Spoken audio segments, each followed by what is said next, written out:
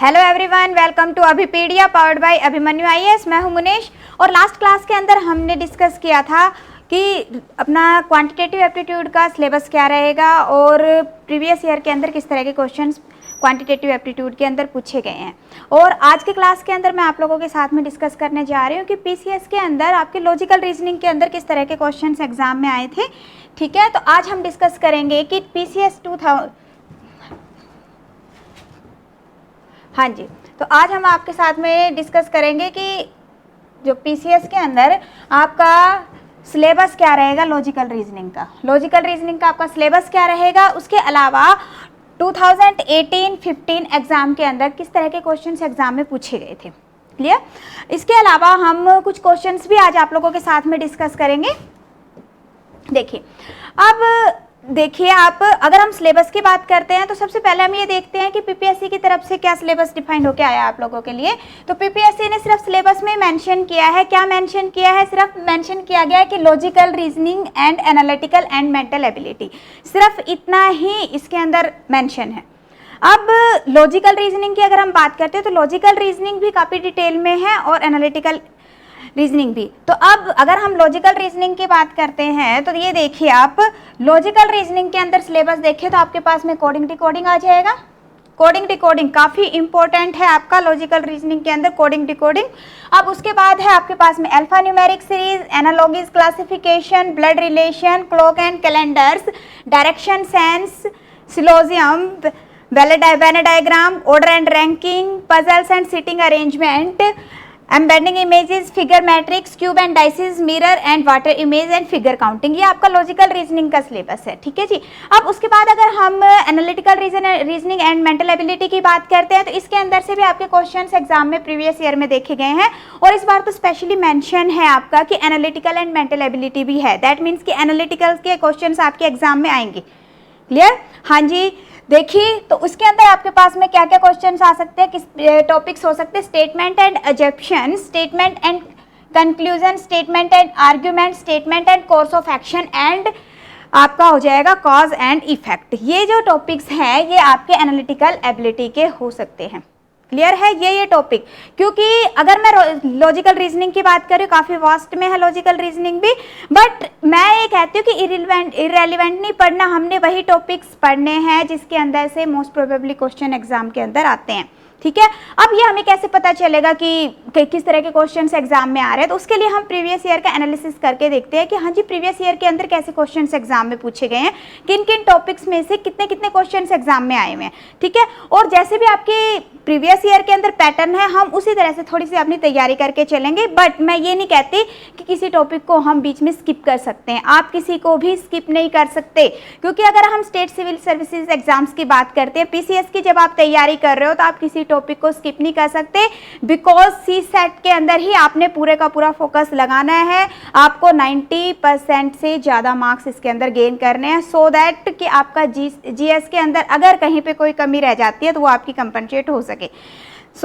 हम स्टार्ट कर रहे हैं। हम पिछली साल का हम देखते हैं कि अगर हम 2018 और 15 का एनालिसिस देखते हैं तो देखिए कोडिंग डिकोडिंग काफ़ी इंपॉर्टेंट टॉपिक है।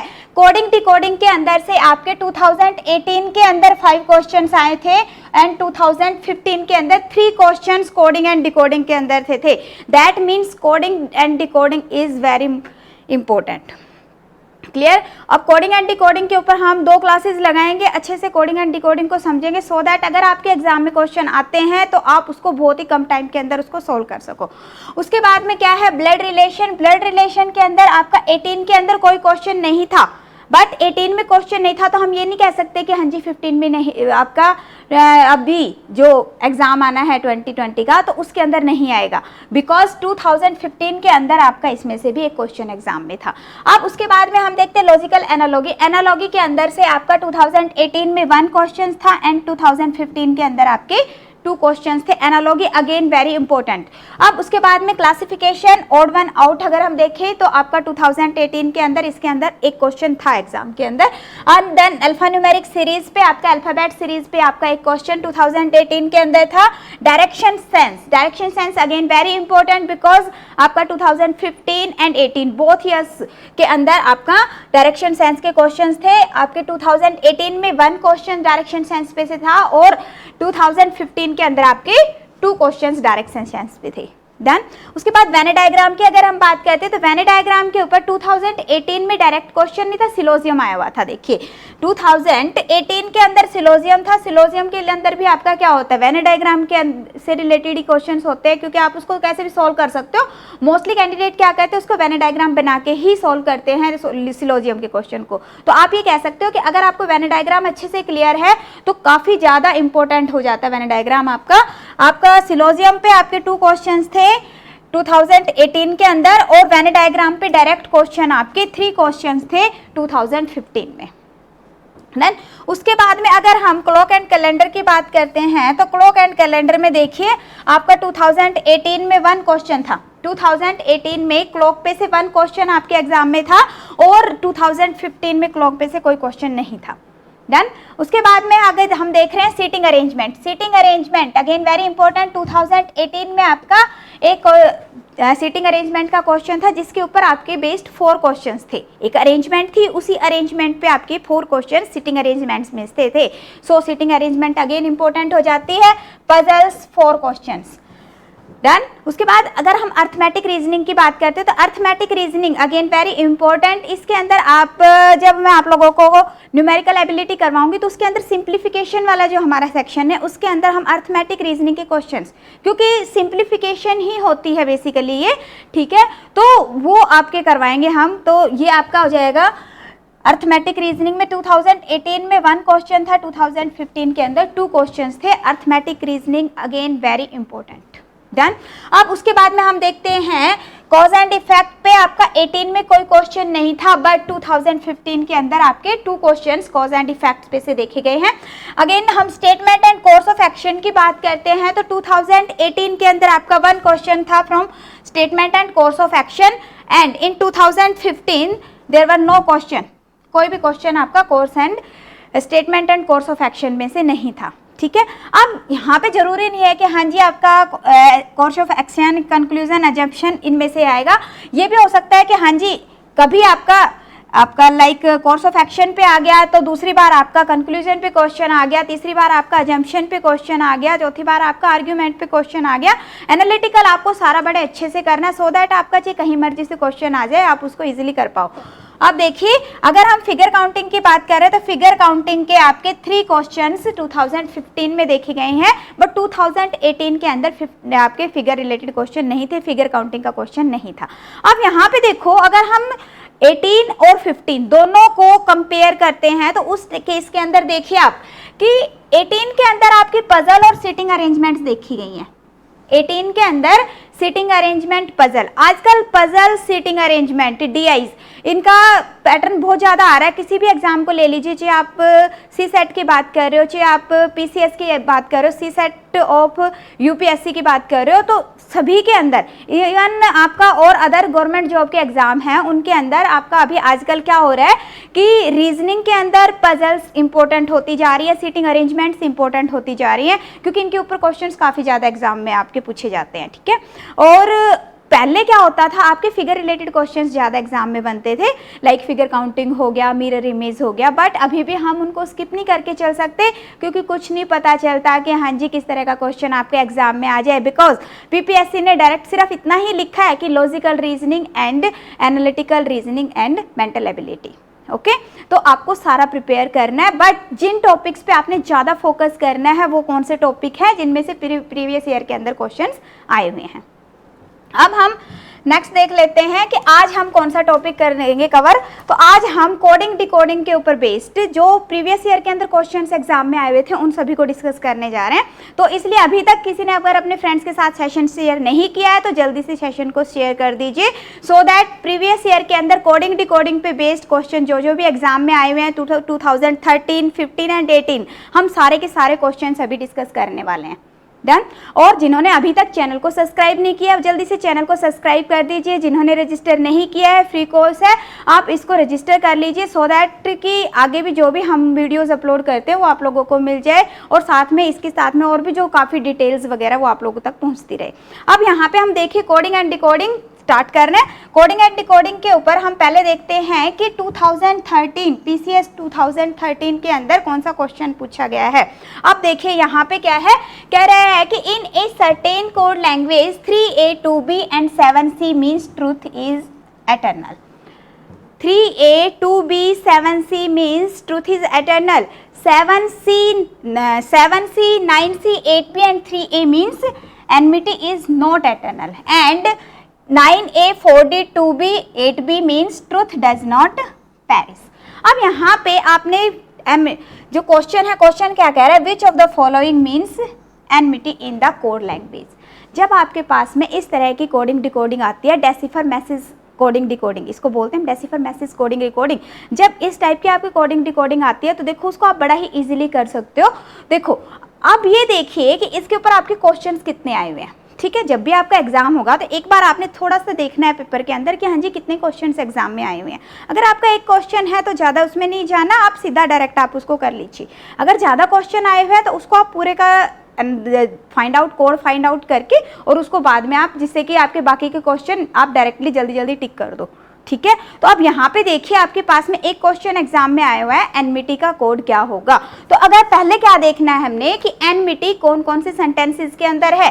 अब फर्स्ट सेंटेंस के अंदर क्या था, truth is eternal. In second sentence we have enmity is not eternal and in the third sentence we have truth does not perish. तो ये है। अब यहाँ पे देखिए कि जो आपका एनमिटी है वो ओनली मिडल स्टेटमेंट के अंदर है, बाकी स्टेटमेंट्स में नहीं है। डन। तो अब हमें एक ऐसा कोड देखना है जो सिर्फ हमें मिडल स्टेटमेंट के अंदर मिल रहा है, बाकी में नहीं है। अब यहाँ पे देखिए अगर मैं 7C की बात कर रही हूँ तो 7C आपका यहाँ पे भी है, ठीक है।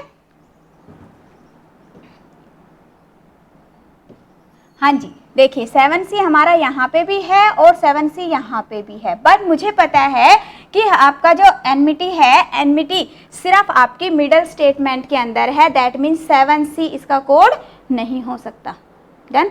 अब उसके बाद में अगर मैं 9C की बात करती हूँ तो 9C अब आप यहाँ पे देखिए कि हाँ जी फर्स्ट के अंदर 9C नहीं है, ठीक है, और आपका यहाँ पे भी 9C नहीं है। अगर किसी में भी नहीं है तो ये आपका इसका कोड हो सकता है। अब उसके बाद में हम अगर 8B देखते हैं तो 8B भी है और 2B भी है, तो क्या रह गया, सिर्फ 9C है जो कि सिर्फ किस में है, मिडल स्टेटमेंट के अंदर है। सो जो एनमिटी है उसका कोड क्या हो जाएगा, 9C। हाँ जी किसी को कोई डाउट हो इसके अंदर, बिल्कुल क्लियर है। हाँ जी अगर डाउट आ रहा है आप कमेंट सेक्शन में मुझे कमेंट करके बता दीजिए कि हाँ जी मैडम डाउट है। ओके ओके क्लियर है सभी को, वेरी गुड।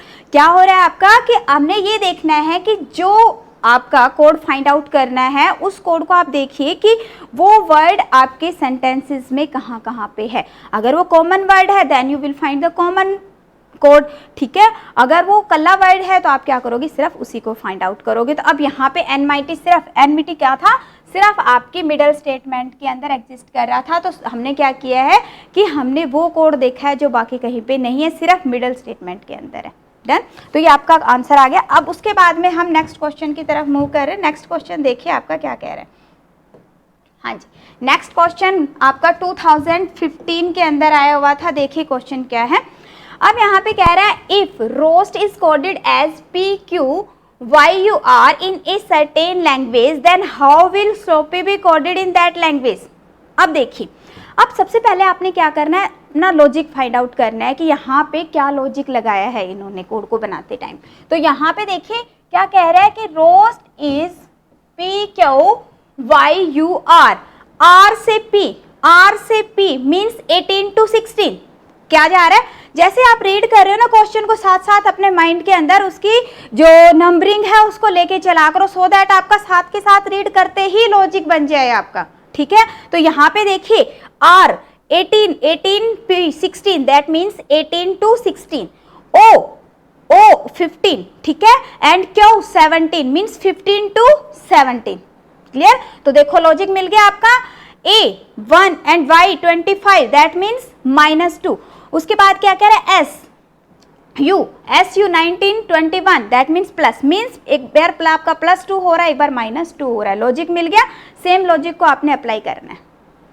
हाँ जी, तो जल्दी से आंसर बता दीजिए मुझे, क्या आंसर आएगा। लॉजिक मैंने आप लोगों को बता दिया है। हाँ जी, लॉजिक समझ आ गया। दोबारा बताऊं आपको, देखिए क्या कह रहा है वो, ये कह रहा है कि ROAST, ठीक है, ROAST को क्या कह रहा है ये, PQYUR, डन। अब मैंने क्या कहा कि अगर आपकी नंबरिंग, अगर आपके जितने भी अल्फ़ाबेट्स है 26 अल्फ़ाबेट्स की नंबरिंग आपको बिल्कुल याद है, तो उस केस के अंदर आप बिल्कुल इजीली साथ के साथ आपका लॉजिक मिल जाएगा आपको, ठीक है। आपको राइट डाउन करने की ज़रूरत नहीं पड़ेगी। बट अगर नहीं है तो अभी मैं जस्ट समझाने के लिए आप लोगों को, सो दैट कि आपको अच्छे से अंडरस्टैंड हो जाए, तो आप क्या कर रहे हैं कि हम यहाँ पे देखिए R कौन सी पोजिशन पे होता है, 18 पे, and P 16, that means 18 to 16, यही तो मैंने कहा था, R to P 18 to 16, 18 to 16 that means क्या हो रहा है, -2। O 15, 15 to 17 means +2। A1 Y 25, अब यहाँ पे कंफ्यूज होने की जरूरत नहीं है, A आपका है 1 पे, Y से A से अगर हम 1 बैक जाएंगे तो क्या आ जाएगा, Z, एंड Z से जब आप 1 बैक जाओगे तो आपके पास में क्या आ जाएगा, Y, क्लियर। तो अब यहाँ पे क्या हो गया आपके पास में, अगेन -2। S19, S कौन सी पोजीशन पे आपका, 19, 19 से 21, दैट मीन्स +2, ठीक है। T आपका हो गया 20, क्लियर, और आपका R हो गया 18, सो क्या हो गया आपके पास में, -2। तो यहाँ पे लॉजिक आपको मिल गया, -2 +2 -2 +2, यही लॉजिक चल रहा है और सेम लॉजिक आपने अप्लाई करना है। अब यहाँ पे जब अगर हम ऑप्शन की तरफ बढ़ते हैं तो यहाँ पे फर्स्ट क्या कह रहा है कि स्लोपी को आपने लिखना है, स्लोपी। अब S मुझे पता है कौन से पे होता है, 19 पोजीशन पे होता है, 19 से जब आप 2 माइनस करोगे that means you get 17, and at the 17th position you have Q, that means Q। अब आपको पूरा करने की जरूरत नहीं है। अब यहाँ पे देखो सिर्फ एक ऑप्शन के अंदर आपको Q मिल रहा है, ठीक है, बाकियों में तो Q है ही नहीं, that means C will be the correct answer, ठीक है। बट एक चीज का आपको स्पेशली ध्यान रखना है कि अगर आप लोगों का यहाँ पे नन ऑफ दीज का ऑप्शन भी हो, नन ऑफ दीज का ऑप्शन भी गिवन हो, तो उस केस में आपने क्या करना है कि फिर आपको आगे भी पूरे का पूरा सॉल्व करके देखना है। अगर आपका नहीं है नन ऑफ दीज का option and you have only last few seconds in exam, तो आप क्या करोगे, सीधा एक को चेक किया और आंसर कर दिया, टिक, डन, एंड 2.5 मार्क्स आपके हैं।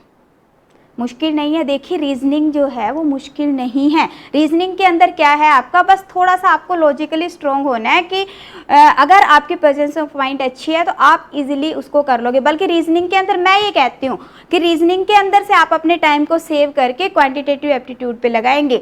अगर आप रीजनिंग को स्ट्रॉन्ग कर लेते हैं, क्योंकि क्वांटिटेटिव एप्टीट्यूड में थोड़ा कैलकुलेशन में स्टूडेंट टाइम ले लेते हैं हल्का सा, ठीक है, बट आप लोगों ने ये ध्यान रखना है कि आपने वो टाइम सेव कहाँ से करना है, ठीक है। तो वो टाइम आप कहाँ से सेव करेंगे, अपना रीजनिंग के अंदर से और इंग्लिश के अंदर से, और उस टाइम को हमने न्यूमेरिकल एबिलिटी, क्वांटिटेटिव एप्टीट्यूड पे लगाना है, सो दैट कि हमारा वहाँ पे भी हम अच्छा परफॉर्म कर पाएँ और यहाँ पे भी। तो ये आपको हो गया, चलो पूरा कंप्लीट एक बार मैं बता देती हूँ आपको। तो ये क्या हो गया, क्यों, तो यहाँ पे हमने क्या किया था, इसके अंदर से -2, S हमें पता है कौन सी पे है, 19th पोजिशन पे आता है। उसके बाद में आ गया आपके पास में L सभी को पता है, हाँ जी, L कहाँ पे आता है आपका, 12th पोजीशन पे आता है। 12 + 2 13, हाँ जी, जो 12 + 2 कितना हो गया, 14, और 14 पे क्या आता है आपका, N आता है, तो क्या आ जाएगा आपका N। O 15 -2, 15 में से अगर आप 2 माइनस करोगे तो कितना आ गया, 13, और 13 पे क्या आता है आपका M। तो इसी तरह से हम पूरे का पूरा सोल्व कर लेंगे, एंड आपका ये आ जाएगा आपका RNA, ठीक है। तो आपके पास में आंसर क्या आ जाएगा, C will be the correct answer, done. किसी को कोई भी डाउट हो इसके अंदर, हाँ जी आप मुझे बता सकते हैं, मैम डाउट आ रहा है, अभी साथ के साथ मैं आपको दोबारा से बता देती हूँ क्या किया हमने। जब भी आप कोडिंग डिकोडिंग कर रहे हो तो सबसे पहले आपने क्या करना है कि अल्फाबेट्स की नंबरिंग, वैसे तो आप ऐसे भी कर सकते हो, देखो थोड़ा सा अगर मैं देखूं तो यहाँ से PQR आपका एक स्किप हो रहा है, ठीक है, उसी के बाद OPQ ठीक है, इस तरह से भी आप कर सकते हो, बट इसमें आपका टाइम लग जाएगा। साथ में ये है कि थोड़ा सा आपका रॉन्ग होने के भी चांसेस होते हैं, क्योंकि हम अगर फॉरवर्ड अल्फ़ाबेट्स करते हैं तो उस केस में क्या होता है कि हम जल्दी से कर लेते हैं, फिर बैकवर्ड में कई बार गलती हो जाती है। तो अगर आप नंबरिंग को लेके चलते हो तो उसके अंदर एक्यूरेसी आपकी बनी रहेगी। डन। सो नेक्स्ट क्वेश्चन की तरफ हम मूव कर रहे हैं। देखिए नेक्स्ट क्वेश्चन आपका क्या है। हाँ जी, अब आ गए हम 2015 का ही सेकंड क्वेश्चन है। 2015 के अंदर मैंने आपको बताया था कि कितने क्वेश्चंस थे, आपके 3 क्वेश्चंस थे। अब यहाँ पे देखिए क्या कह रहा है, health is written at GSK ZDG। अब यहाँ पे देखिए क्या है, H से G, H से G क्या हो रहा है आपका, माइनस हो रहा है, -1, ठीक है। फिर UI के बाद क्या आ रहा है आपका, S आ रहा है। अब देखो यहाँ पे आपको थोड़ा सा ध्यान रखना है कि जब आपका यहाँ पे माइंड में ये आता है कि भाई आप जो ये है आपका हेल्थ, ठीक है, हेल्थ के अंदर क्या आ रहा है, GSK ZDG। तो यहाँ पे भी देखो आपका S जो है, S आपका E के पास में नहीं है, S E के पास में नहीं है, बट देखिए T के तो पास में है, ठीक है। ऐसा नहीं है कि हाँ जी आपका सीक्वेंशियली ही आपको प्लस माइनस करना, आपकी पोजीशन भी चेंज हो सकती है, थोड़ा सा आपने ध्यान देके चलना है। अब यहाँ पे अगर मैं देखूँ तो यहाँ पे देखिए आप, यहाँ पे 8 to 7 मैं मानती हूँ भाई 8 to 7 हो गया, ठीक है, बट 8 to 7 यहाँ पे भी तो आ रहा है आपका, ठीक है। E आपका कौन सी पोजीशन पे है, 5, तो यहाँ पे आपका 4 बन रहा है, ठीक है। अगर मैं S को देखूँ तो S तो मेरा 19th पोजीशन पे है, ठीक है। तो अगर जो S है मेरा 19th पोजीशन पे है, तो यहाँ पे लॉजिक देखिए कि अगर मैं माइनस इसको लेके चलती हूँ, 8 - 1 7, तो यहाँ पे E 5 - 1 2 3 4 करके भी आपका 19 नहीं आ रहा है। तो थोड़ा सा आपने आगे के जो भी वर्ड्स अल्फ़ाबेट्स हैं उनके ऊपर भी थोड़ा सा फोकस करना है। तो यहाँ पे देखो E से अगर मैं D पे जाती हूँ तो क्या हो रहा है, अगेन मेरा माइनस हो रहा है। इसी तरह से A से मैं जब Z पे जाती हूँ तो मेरा -1 हो रहा है, और मैं अगर T से S पे जाती हूँ तो भी मेरा क्या हो रहा है, -1। That means in each case we have -1, और पोजीशनिंग कैसे जा रही है इसकी, ऐसे क्रॉस हो रहा है, ठीक है, ये क्रॉस हो रहा है। तो अब इसी लॉजिक को आपने यूज करना है आपके क्वेश्चन में। क्वेश्चन में क्या दिया हुआ है, नॉर्थ। क्वेश्चन में क्या गिवन है, नॉर्थ गिवन है आपको।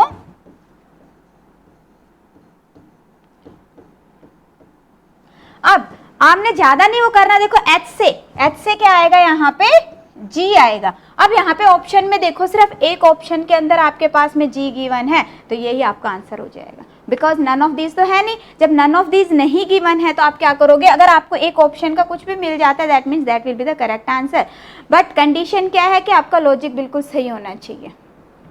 चलो एक बार कंप्लीट कर लेते हैं हम।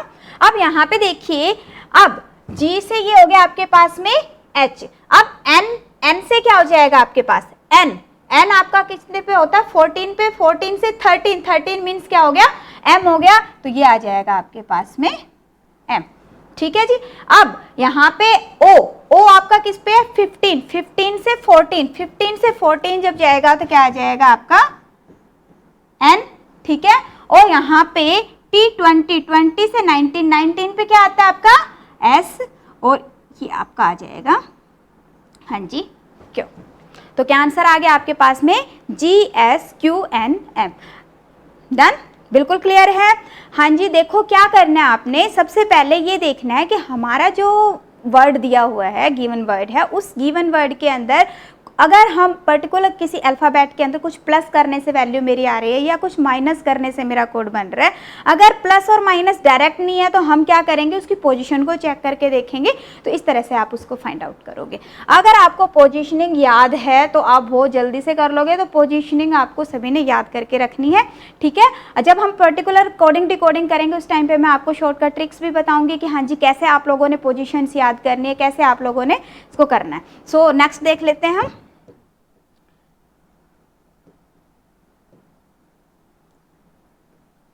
हाँ जी, अगेन नेक्स्ट क्वेश्चन आ गया 2018 का क्वेश्चन आपके एग्जाम के अंदर जो आया था। 2018 के अंदर 5 क्वेश्चंस थे आपके।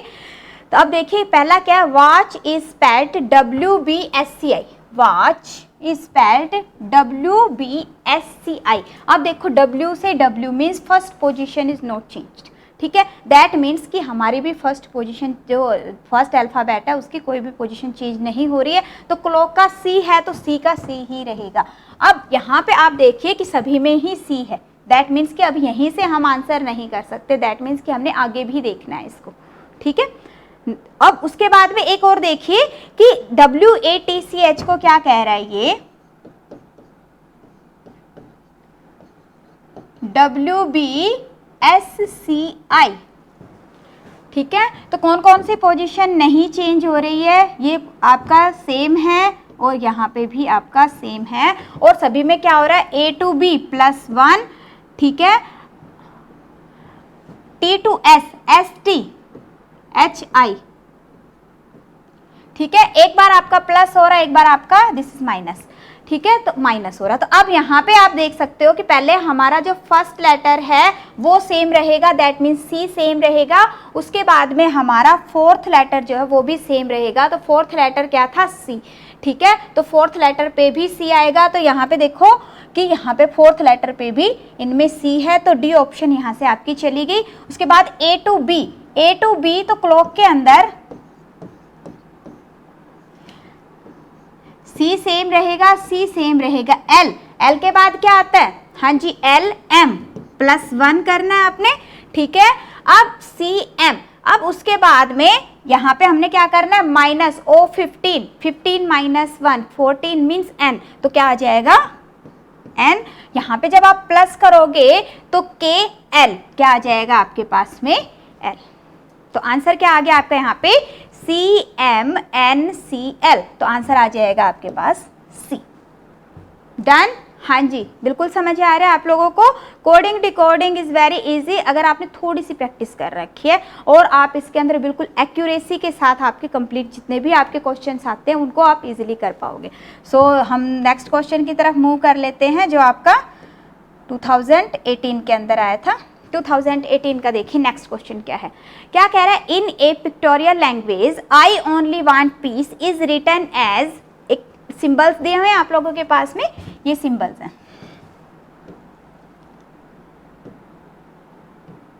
हाँ जी। यहाँ पे क्या कह रहा है, आई ओनली वांट पीस को क्या कह रहा है, ये सिंबल गिवन है, ठीक है। उसके बाद कह रहा है यू डोंट वांट पीस, उसके लिए भी सिंबल गिवन है, ठीक है। और उसके बाद कह रहा है आई डोंट लाइक यू, तो उसके लिए भी आपके पास में सिंबल गिवन है। अब क्वेश्चन क्या है कि what is the symbol for word like. अब यहाँ पे देखिए कि लाइक कहाँ पे है, लाइक देखो आपकी फर्स्ट सेंटेंस देखिए, आई ओनली वांट पीस, आई ओनली वांट पीस, तो यहाँ पे देखो ओनली वांट पीस के अंदर लाइक नहीं है। यू डोंट वांट पीस, इसमें भी लाइक नहीं है, ठीक है। अब यहाँ पे लाइक कहाँ पे, I don't like you, I don't like you, तो यहाँ पे सिर्फ एक जगह पे आपके पास में लाइक है, किसमें, इन द थर्ड सेंटेंस। और आपको सिंबल कहाँ पे मिलेगा, थर्ड सेंटेंस के अंदर ही उनके लिए सिंबल दे रखा होगा पर्टिकुलर वर्ड में, और हमें एक ऐसा सिंबल चाहिए जो आगे हमारी जो प्रीवियस 2 सेंटेंसेस हैं उनके अंदर वो जो यूज नहीं हो रहा। तो अब यहाँ पे देखो आप कि ये देखो ये वाला जो सिंबल है आपका, ठीक है, फर्स्ट सिंबल, ये यहाँ पे दोनों जगह है, दैट मीन्स कि ये नहीं हो सकता। ये वाला सिंबल देखो यहाँ पे दोनों के अंदर है, तो ये भी नहीं हो सकता। ये आपके पास में सिंबल, ये भी इन दोनों सेकंड और थर्ड दोनों लाइंस के अंदर है, तो ये भी नहीं हो सकता। बात आती है फोर्थ सिंबल की 5, तो ये आपका क्या हो जाएगा, लाइक का कोड हो जाएगा। तो क्या आ जाएगा, लाइक का कोड आप लोगों के पास में आ गया, तो आंसर हो जाएगा आपके पास में डी। डन, समझ आ गया आप लोगों को कि कैसे मैंने फाइंड आउट किया है। तो आपने यही देखना है कि हाँ जी कौन सा पर्टिकुलर कोड और कौन सा पर्टिकुलर वर्ड कहाँ पे है कहाँ पे नहीं है, जहाँ पे है वहाँ पे उसको नोट डाउन कर लीजिए। क्लियर। अब इसको आप ऐसे भी कर सकते थे, अगर ऐसे ना करके करते तो आपको क्या करना पड़ता कि पहले यहाँ से हम स्किप करते कि हाँ जी एक तो होता है कि कॉमन निकाल के करो, तो यहाँ पे हम आई का कोड फाइंड आउट करते। अब आई इसमें और इसमें है तो यहाँ से हमारा आई का कोड आ जाता, आई का कोड आ जाता ये वाला, ठीक है जी। उसके बाद डोंट और यू, डोंट यू इसके अंदर है और इसके अंदर दोनों के अंदर है डोंट यू, तो डोंट यू का आपका कोड आ जाता है यहाँ पे, हाँ जी। तो डोंट यू का कोड अपना ये बन जाता, तो अपने पास में फिर जो बच जाता, जो रिमेनिंग है वो आपका आंसर आ जाता। तो दोनों तरीके से रिमेनिंग फाइंड आउट करने की बजाय आप डायरेक्टली वो फाइंड आउट कर लो जो नहीं है, तो उस केस के अंदर आप जल्दी कर लोगे उसको। डन। सो नेक्स्ट देख लेते हैं।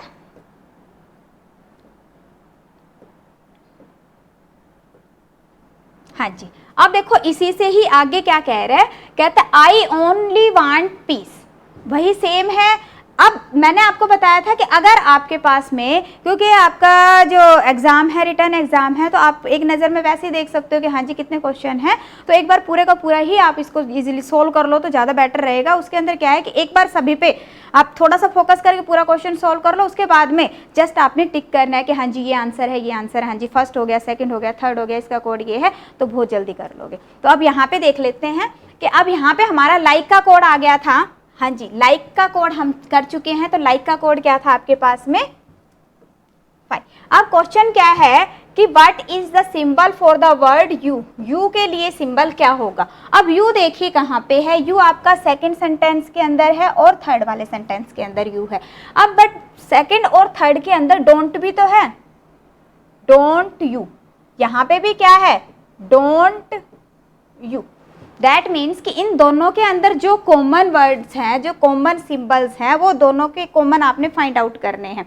अब यू का हम इसके अंदर लाइक का हमें पता है, ठीक है, आई का भी हमें पता है कि भाई आई का कौन सा हो गया, जो आई है आई के लिए कौन सा सिंबल है, ये वाला सिंबल आ गया है, ठीक है। और लाइक के लिए कौन सा सिंबल आ गया है हमारे पास में, this is the symbol for like. अब रह क्या गया आपके पास में, डोंट और यू बच गया है, डोंट यू। तो डोंट यू का सिंबल क्या आ जाएगा यहाँ पे आपके पास में, this is the code for don't you. अब देखिए डोंट यू, अब दो वर्ड्स हैं, दो सिंबल्स हैं, बट मुझे कंफर्म नहीं है कि हाँ जी इसमें से डोंट का कौन सा, यू का कौन सा है। ऐसा भी तो हो सकता है कि ये डोंट है और ये यू है, या फिर ऐसा भी हो सकता है कि ये डोंट है ये यू है। क्लियर।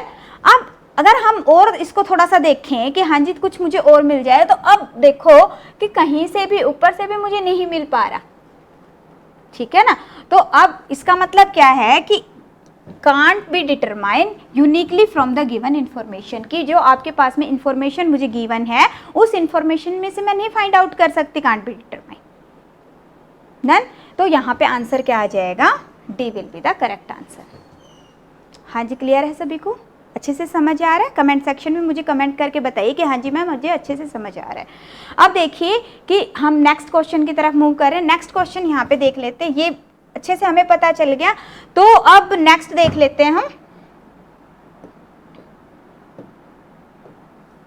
हाँ जी, नेक्स्ट क्वेश्चन क्या कह रहा है, what is the symbol for the word want, want के लिए सिंबल क्या होगा। अब वांट देखिए कहाँ कहाँ पे है, वांट आपका फर्स्ट लाइन में है, सेकेंड लाइन में, first and second in both the sentences we have want. अब वांट अगर यहाँ पे देखें तो आई का कोड मुझे मिल गया, ठीक है। आई का कोड क्या है हमारे पास में, इन दोनों फर्स्ट और थर्ड से अभी हम लास्ट क्वेश्चन के अंदर फाइंड आउट कर चुके हैं कि आई का कोड क्या है आपका, this is the code for I. अब उसके बाद में क्या है, only want, only want piece, ये कह रहा है। अब पीस की अगर मैं बात करती हूँ, ओनली वांट पीस, तो यहाँ पे वांट और पीस, वांट और पीस दोनों के दोनों हमारे फर्स्ट और सेकंड, देखो वांट पीस यहाँ पे है आपका, वांट पीस यहाँ पे, मीन्स मुझे एक ऐसा चाहिए जिसके अंदर आपका वांट और पीस दोनों आ रहा है, ठीक है। यू डोंट का अभी हमने पिछले में देखा कि हाँ जी यू और डोंट के अंदर आपका सेम जो आपके पास में दो सिंबल थे, बट वी कांट डिटरमाइन कि हाँ जी दोनों में से कौन सा किसी पर्टिकुलर का वाइस वर्सा भी हो सकता है। अब यहाँ पे भी देखिए आप कि वांट और पीस यहाँ पे भी है और यहाँ पे भी। और अगर हम सिंबल की बात करते हैं तो यहाँ पे देखिए कौन सा सिंबल दोनों के अंदर आपको दिख रहा है, तो यहाँ पे ये जो दो सिंबल्स हैं, ठीक है, ये मुझे यहाँ पे दिखाई दे रहे हैं कि जो दोनों के अंदर है। अब मुझे नहीं पता कि यहाँ से ये वाला जो सिंबल है मेरा, दिस इज फॉर वांट या फिर दिस इज फॉर वांट।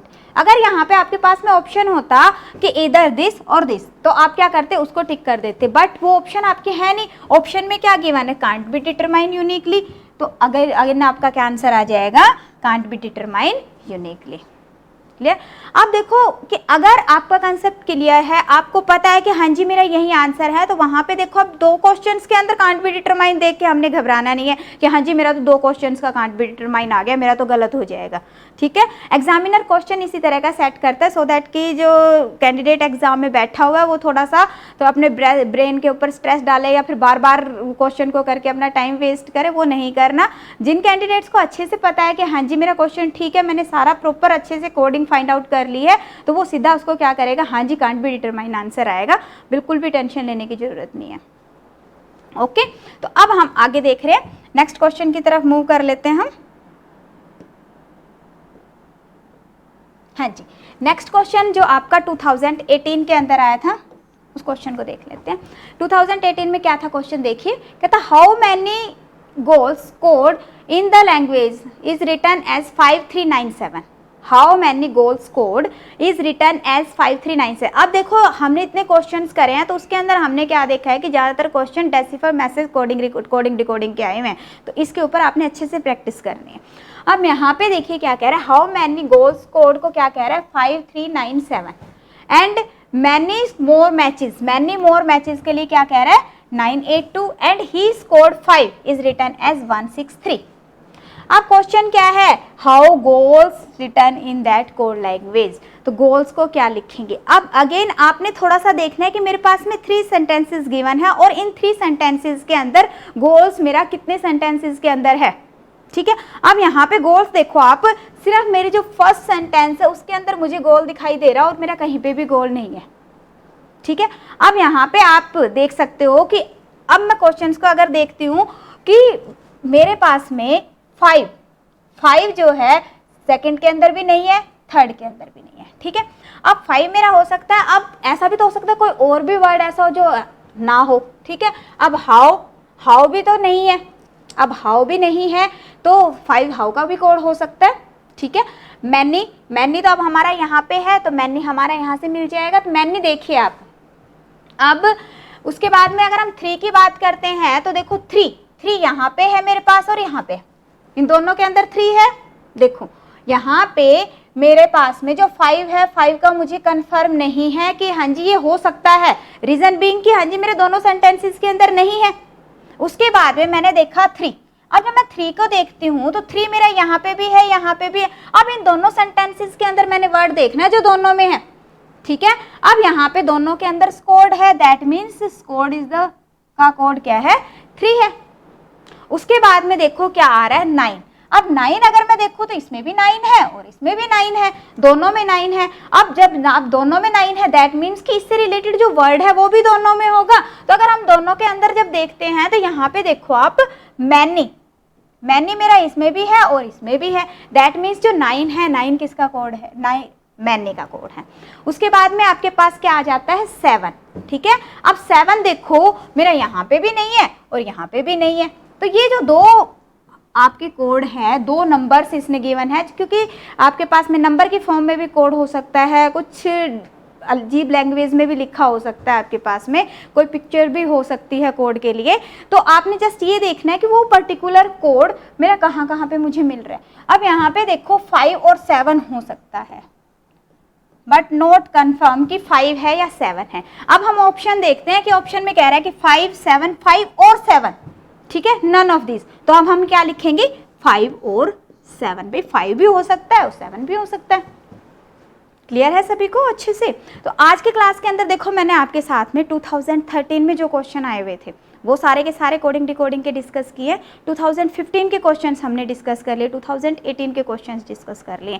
अब मेरा जो इस बार का गोल है वो ये है कि हाँ जी आपको 90% प्लस सी सेट के अंदर आपको गेन करवाना है। अब थोड़ा सा आपने खुद ने भी मेहनत करनी है, क्योंकि जब तक आप खुद नहीं कोशिश करोगे ना तब तक मैं कुछ नहीं कर सकती। बट मैं प्रॉमिस करती हूँ कि अगर आप लोग कोशिश करोगे तो उस केस के अंदर मैं आप लोगों के साथ में अपना 101% के आपके साथ में हूँ कि हाँ जी यहाँ पे प्रॉब्लम आ रही है। इवन मुझे कमेंट सेक्शन में आप मुझे कमेंट करके बताइए नीचे कि मैडम यहाँ पे प्रॉब्लम आ रही है, ठीक है, इस क्वेश्चन के अंदर प्रॉब्लम आ रही है। आप कोई बुक से कुछ रीड करते हो इसका किसी पर्टिकुलर टॉपिक पे, मान लीजिए हमने कोई पर्टिकुलर टॉपिक डिस्कस किया है, ठीक है, उस क्वेश्चन उसी टॉपिक पे से आप कहीं से भी कोई भी क्वेश्चन कर रहे हो और आपको वो क्वेश्चन नहीं हो पा रहा, तो आप उस पर्टिकुलर क्वेश्चन को भी मुझे कमेंट में डाल के दे सकते हो कि मैडम इस क्वेश्चन में प्रॉब्लम आ रही है, एंड डेफिनेटली आपको आंसर मिलेगा।